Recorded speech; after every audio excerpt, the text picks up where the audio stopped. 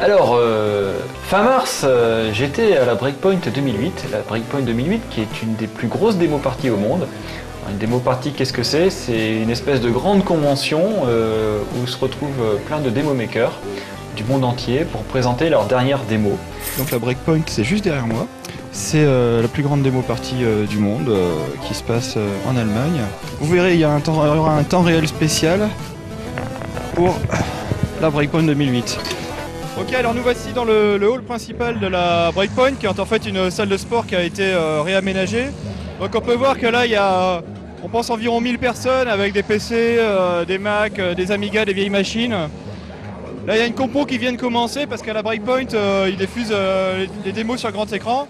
Ils ont eu la chance cette année d'avoir des sponsors et ils ont donc un écran HD, un Full HD qui fait la hauteur du plafond. Alors là, les gens se sont réveillés il n'y a pas longtemps, il y a 2 heures, parce que les gens dorment sur place, par terre.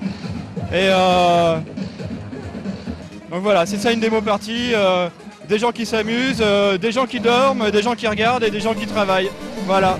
Les démo parties, ça existe depuis environ 20 ans et c'est toujours aussi actif, il y a toujours autant de gens qui viennent les voir. Le fait est qu'avant, il y avait plein de petites démo parties qui existaient un peu partout en Europe. Et maintenant, c'est surtout des grosses démo parties. Il y en a quelques-unes qui existent. Les plus petites ont disparu quand même, malheureusement. Mais voilà, donc la Breakpoint 2008, c'était une des plus grosses. On a été content d'y aller. Et on a filmé quelques images qu'on vous présentera dans un documentaire très bientôt. Parmi toutes les choses qu'il faut faire chaque semaine et qui ne se voient pas forcément à l'écran, c'est le speak. En fait, on a des émissions comme 100%, comme les docs, les reportages, qui demandent à avoir des speaks. Les speaks, c'est simplement des voix qui sont enregistrées par des comédiens pour pouvoir être posées sur le montage. Ça aussi, c'est un travail qui prend beaucoup de temps, qui est très important et qui vaut le coup d'être un peu montré dans des bug modes, parce que c'est pas quelque chose qui est évident a priori. Alors là, on speak No More Heroes en fait, et le journaliste qui a écrit la critique a demandé à Thomas de jouer le personnage du jeu. Donc il faut qu'il se trouve une voix et qu'il joue le rôle du jeu. Quand tu veux. Ok. Quoi? Plus de héros?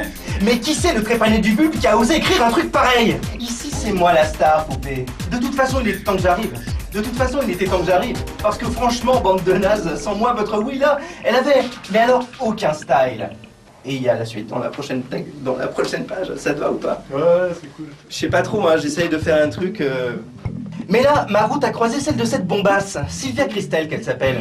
Ouais, comme l'actrice d'Emmanuel. Quelle renarde, je vous dis pas. Alors, ce papier, ce sont les journalistes de No Life qui écrivent les speaks, en fait. Et donc, on se voit une fois par semaine avec Clément pour speaker tout ça. Donc, il y a entre 15 et 20 pages par semaine, écrites de différentes tailles, du Arial 12, du 14, des sauts de ligne, des pas sauts de ligne, un peu de tout. Il y a les news du lundi, il y a des critiques de jeux, des critiques animées, et voilà, il y a le game system, tout ça. On a une petite astuce aussi parce que vous avez remarqué peut-être chez No Life, Sébastien, toute l'équipe tient à ce qu'on prononce bien les noms japonais et les noms anglais. Voilà, alors Macintosh font bien les choses et en fait, quand on écrit un texte dans le texte edit qui est fourni avec Mac OS X, on peut faire lire le texte qu'on a écrit par une petite voix. Donc là par exemple, j'ai écrit Touchdown parce qu'on ne sait pas trop comment ça se prononce. Et donc je demande à mon ordinateur de lire Touchdown. Voilà, donc comme ça on voit où est l'accent et là où il faut bien prononcer. Comment ça, qui je suis? T'as jamais entendu parler de Travis Touchdown, mec? Sortie sur PS2 il y a un peu plus de 3 semaines au Japon, la version actualisée de Nights est également disponible dans un, ouvrez les guillemets, Nightopia Dream Pack, qui, outre le jeu, contient également l'histoire de Nights présentée sous forme de livre pour enfants.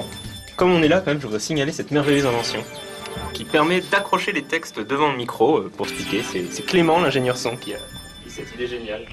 Mais comment vous faisiez avant? Avant, on tenait les feuilles comme ça, et on parlait en essayant de les regarder tant bien que mal. Bon, je recommence. Cette série est un peu l'héritier moderne des beat'em all d'antan, proposant aux joueurs de se battre contre... Voilà, donc quand on enregistre, tout mis bout à bout, on a à peu près 80 minutes de speak, donc du brut. Et après, à partir de ça, moi je vais faire ce qu'on appelle le nettoyage, c'est-à-dire que je vais récupérer seulement les passages qui sont bons, je vais effacer toutes les respirations, parce que c'est pas toujours très agréable d'avoir les respirations quand on entend une voix off. Et du coup, un speak qui sur l'enregistrement pouvait durer des fois presque 12 minutes, bah, ça se retrouve à 5 minutes quoi, pour juste la critique par exemple. C'est pas gentil ça. Ça veut dire que je fais beaucoup de prises. Non mais ça dépend des fois c'est one take, good take.